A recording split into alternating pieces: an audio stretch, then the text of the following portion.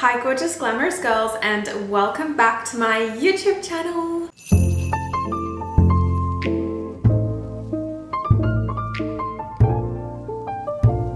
If you're here for the masterclasses, it's your lucky day because I'm back with one of my most requested masterclasses of all time, how to be a Pretty Little Liars inspired it girl. I've had requests for all of these girls. I'm going to rapid fire do all of them in one video because I don't want to have like 5 separate Pretty Little Liars videos up on my page. It's just a little bit too much. I'm going to turn into a Pretty Little Liars account at that point. As always, I will be breaking each character into 2 sections: how to look like her and how to live like her. So the first half is kind of the beauty rebrand, everything you can do to change your appearance to look more like one of our favorite it girls. And the second part of the video is all of the personality changes you can make to start living like that character and embody their energy. Every character is very flawed, so again, as always, we're only focusing on the good parts of that character because we don't want to be promoting any bad habits, that's for sure. I love Pretty Little Liars. Honestly, I haven't watched it in a few years,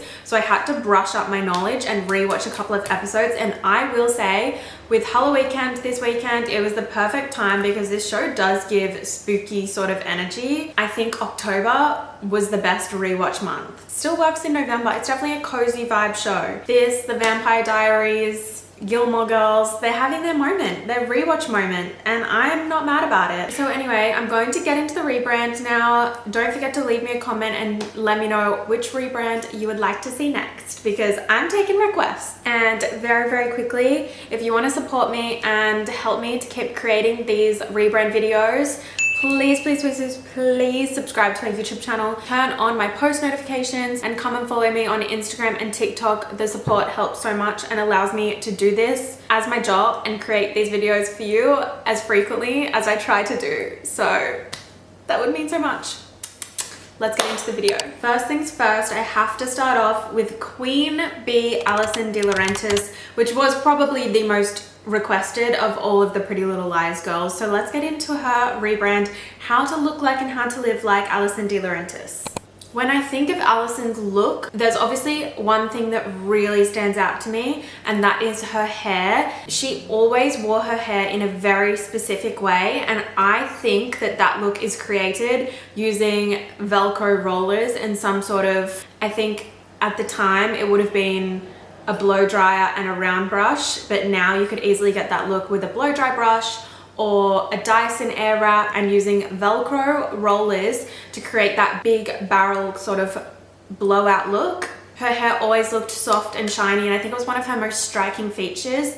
So if you want to look like Alison, you definitely need to put in the TLC into keeping your hair super soft, using hair glosses in the shower, hair masks, hair oiling every night before bed, and then of course making rollers a part of your routine. In terms of makeup, I would describe Alison's makeup as always looking very angelic. She likes to have this very youthful sort of appearance. Her color palette is always pastels. I would opt for like frosted pink gloss, super light pastel colored eyeshadows, slight shimmer shades. Very important, you want very fluttery long lashes. Alison did a lot of communicating with her eyes, and in order to do that you need to have fluttering long lashes that destabilize your targets when you talk to them. Invest in a really good mascara. My favorite of all time is Benefit Bad Girl Bang. I think it gives you the longest, fullest lashes. And lastly, for makeup, peach blush. Alison was a queen of a peach toned blush, which isn't a color that I normally reach for, but if I was going for an Alison look, I would always do a peachy blush. Oh, and one last thing to note, she always did a really shimmery inner corner with eyeshadow. To look like Alison DiLaurentis, you always want to be slightly too composed for the setting that you're in. For example, wearing lip gloss to gym class, wearing lots of perfume to bed at a sleepover, a full bombshell glam to a funeral. You never know. Alison always wanted to give off the vibe that she was in control of everything, in control of every situation, and in order to do that, she has to present perfection. So it's almost performative perfection at all times. And the last point on looking like Alison is always dress like you're going to brunch, you're meeting your boyfriend's parents, you're going to church, or I don't know, a beautiful spring day and you're feeling very feminine. Alison weaponized femininity. Her use of pastel colors and lace and soft silks, baby yellows and blues and pinks, you know, cardigans, ballet flats, pastel colors, pleated skirts, a super hyper feminine soft girl vibe really threw everyone off the scent. This is really smart because people underestimate her. People don't think she's capable of doing what she does because of how she presents herself. She presents herself as the perfect sweet girl next door, the picture of femininity, and then behind the scenes she's doing these really crazy things. Don't mess with her, but you wouldn't expect her. It's clever, it's smart. Now, how to live like Alison. This is kind of a morally gray area, so obviously please take this advice with a grain of salt, but I can't talk about Alison without talking about having power over people around you. Take this advice carefully and use it wisely. Master control through softness. Alison never needed to yell at people to have power. She used her tone to her advantage. Her trick was to lead every interaction with softness. For example, she would layer a compliment before a criticism. She would say something hurtful with a laugh or frame it in a way that I totally understand, I'm here for you. Alison liked to make everyone around her think she was this beautiful, sweet angel all the time. She was very kind. She made people think that you were the only person in the entire world. She was such a good friend to you. And then when she switched up, it was way more cutting and fell harder because no one saw it coming. That's the trick. Like the art of control disguised as charm. By being this sweet, perfect angel, people are gonna underestimate you. Point number 2 is to always arrive late enough to make people slightly anxious. This is not a nice thing to do, but Alison really understood timing as performance, always made people wait for her, so when she entered a room, she owned it. Do this in real life from a more real human kind of way. I would say don't rush to reply to people, don't over-explain yourself, and don't seek out validation. Make your presence something that people notice when it's there and really crave it when it's gone. Number 3, this is a big one, rewrite your own narrative. Whenever things got a little messy, Alison always curated the version of events that suited her. In your own life, this doesn't mean lying because lying's bad, but become the author of your own story. For example, like if something really embarrassing happens to you, rewrite the narrative, you define it, you reframe it with a confidence before anyone else can define it for you. Just, you know what I mean? Alison never really accepted being the villain in any story. She would disappear and then come back, reinvented and completely untouchable. And you can do this too. You're allowed to reinvent yourself as many times as you want. You can disappear and come back a totally different person. Like, who says you can't? My last point on Alison, be selective with your vulnerability. Alison never cried in public. In fact, a lot of people were wondering if she could even cry. You do not need to overshare. You don't need to share anything if you don't want to. This world is obsessed with oversharing. Your emotions have privacy. Be mysterious about everything. Be mysterious about things that have hurt you, and only speak about them when they don't have power over you at all anymore. Once you've owned your emotions, then you can talk about them because they're nothing to you. Moving on, how to be a Hanna Marin it girl. Hanna was my favorite character, so I'm most excited to do her. How to look like her. I'm starting off with hair again because I do think hair was an important part of Hanna's entire appearance as well. However, I think Alison was more of a blowout girl. Hanna was definitely a curling iron girl. To get that big bouncy curl look, it's like the perfect 2000s mall curls energy. You're gonna want a big barrel curling iron. If your barrel is too small, the curls won't have that same Hanna kind of look. So invest in a big barrel curl. I feel like with a clamp would be the perfect tool to get that kind of look. And you can get those really flippy ends with that tool as well. And Hanna never really wore her hair any other way. That was it. So you better get pretty acquainted with that curling wand. Tip number 2, bronzy skin. If you don't already own a self-tanner, time to invest. If you want to look like a Hanna girly, she always had perfect glowing bronzed skin and really pretty pink blush on the apples of her cheeks. So you're gonna want a really good pink blush as well. Hanna never looked too contoured. She didn't have this like Instagram face snatched look.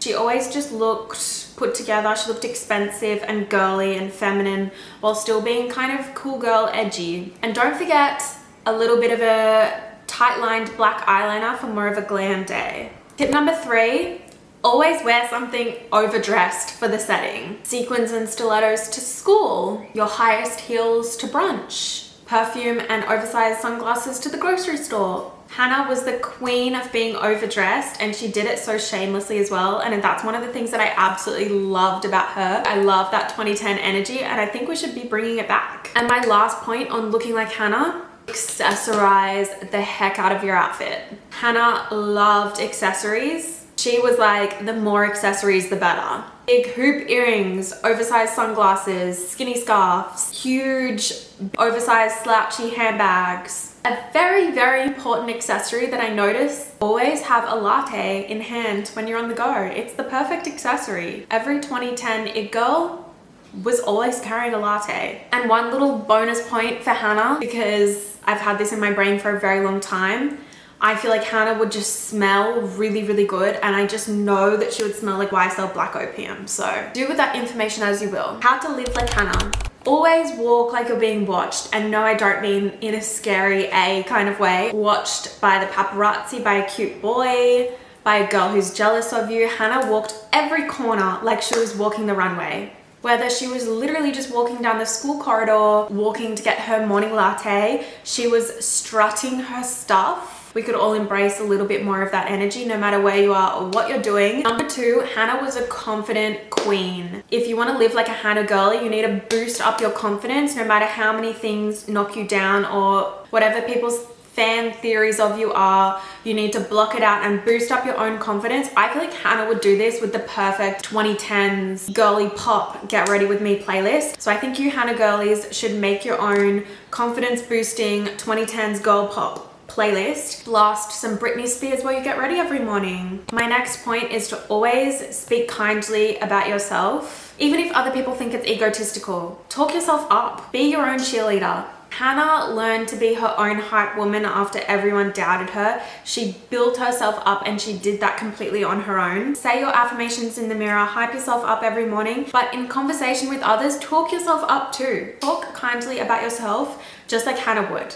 Remember that Hanna wasn't born confident, she built it. And you guys can too. And lastly, treat every setback as a rebrand opportunity. You can reinvent yourself and glow up as many times as you want. Hanna is proof of that. She never stayed the before picture too long. So if you're not happy with where you're at now, change it, rebrand, come back better than ever before. Just keep growing, keep evolving, keep making yourself better, more beautiful, more glamorous, just like Hanna did. Let's move on to how to be an Aria Montgomery inspired it girl. When I was looking at photos of Aria and thinking what is the most striking part of her look, I was definitely most drawn to her eyes. I think her eyes are like her most prominent feature. So to get that kind of look, I would say to get a brown kohl liner pencil, line your eyes fully, tight line them, and then line your lash line, do a tiny wing, and then smudge the whole thing, just enough so that your eyeliner always looks imperfect on purpose. And I think that will definitely give you the Aria effect, a boho queen. Next, in terms of fashion,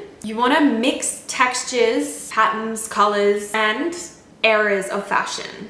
So 90s with 70s, like you just mix and matching everything. Your outfit is a scrapbook of all different kinds of things that you love. Maybe do a silk slip under a leather jacket, mixing feminine and masculine. You could do biker boots with a tulle skirt, again mixing feminine, masculine, different fabrics and textures. Aria loved her leather, so definitely go for leather sort of pieces. And anything boho. Boho is having a comeback, I will say. So I feel like if you're looking for an Aria inspired wardrobe, you're in a good place at the moment, because a lot of brands are embracing more boho vibes. But for an Aria look, you're going to want to lean to more of a darker color palette. She liked deep purples and blacks, dark browns, that kind of thing. In terms of hair, you want to keep it messy but intentional. You've kind of just woken up in an artist loft and just pulled it out of your face. There are a few ways that you can achieve this. Blow drying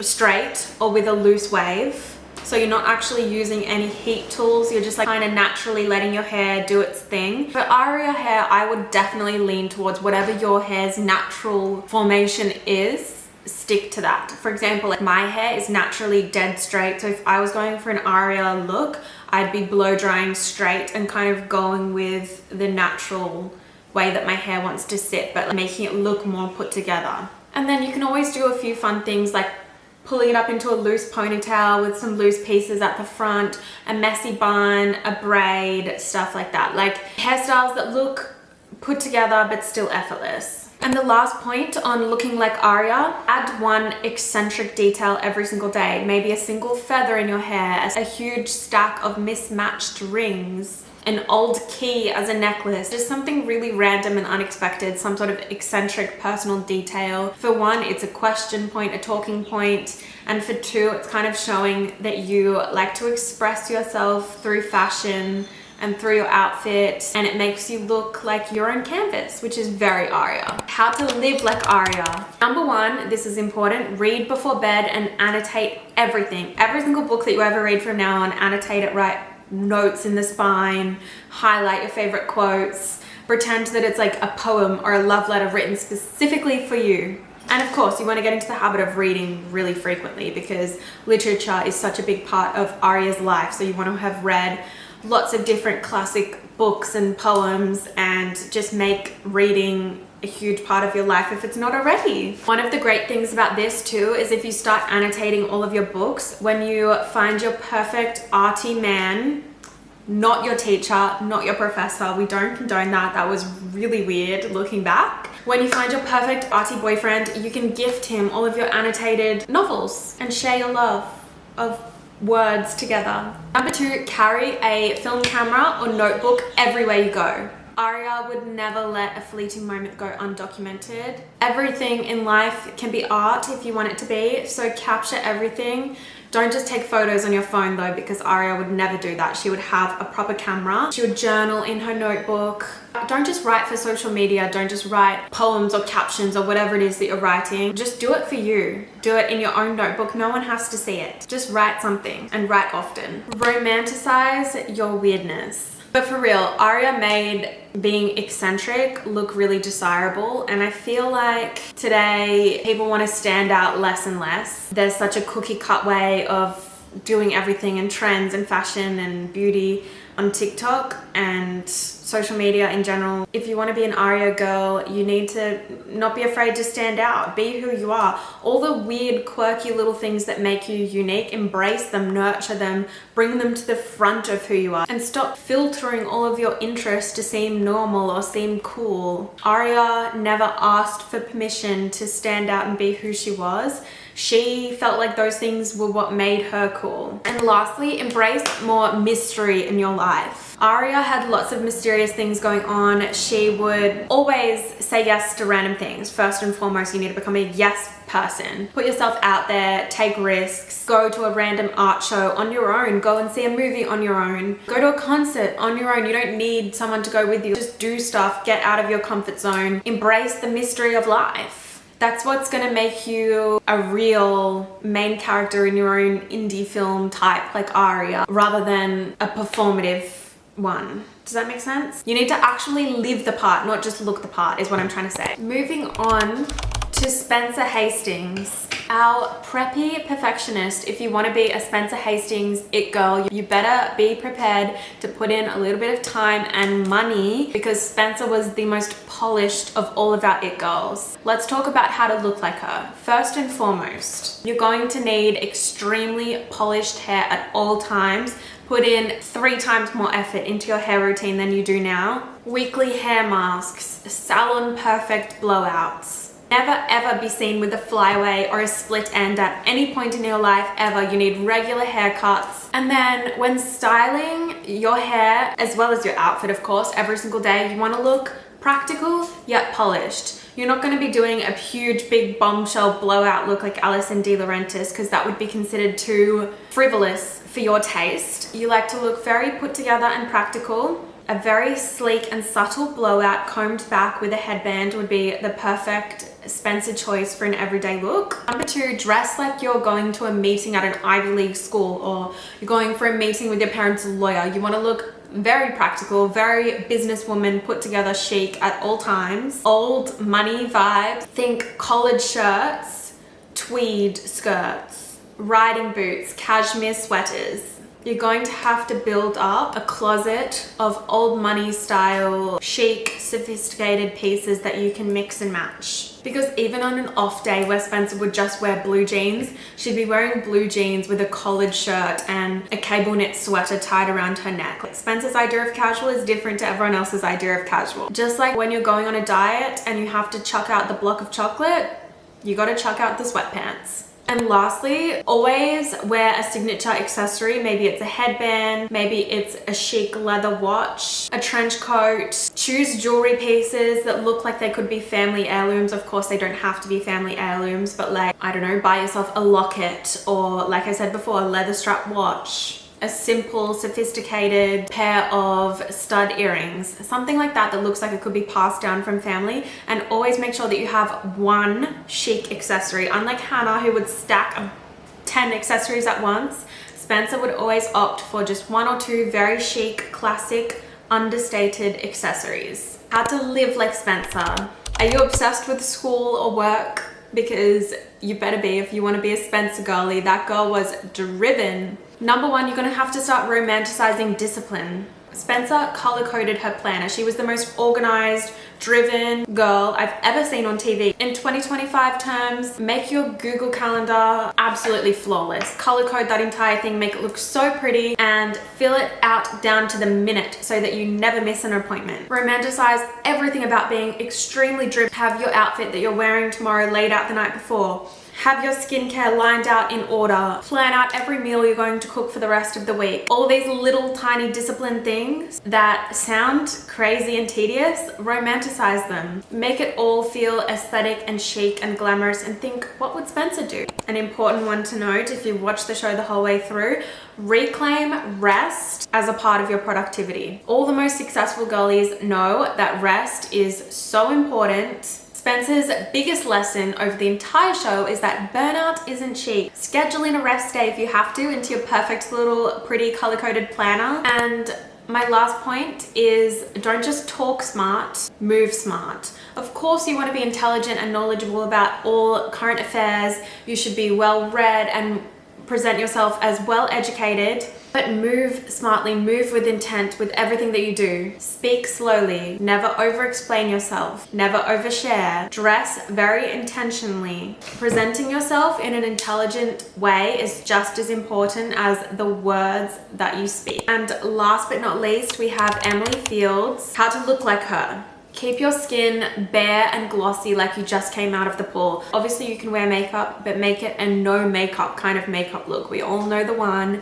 You want to look very glowy and glossy. I wouldn't opt for any heavy contours or powder foundation or eyeliner, eyeshadow, anything like that. You want to look very barefaced and just glowy and glossy. A shiny sort of lip balm, a soft skin tint, like even a Charlotte Tilbury Flawless Filter, maybe some faux freckles, a clear brow gel, and a little bit of brown mascara would be the perfect no makeup look for an Emily Fields it girl. Number two, opt for the clean girl aesthetic. Emily is the queen of the clean girl aesthetic before it even started. She is the OG blueprint to the trend. You always want to look like you just freshly stepped out of the shower. So make sure that you're using really hydrating body lotions so your skin looks really clean and soft. Wash your hair frequently so it always looks fresh out of the shower and soft. Brush up your eyebrows, use a tinted lip balm, curl your lashes. Maybe wear a cute, subtle sort of matching set. A super crisp and clean hoodie with a denim skirt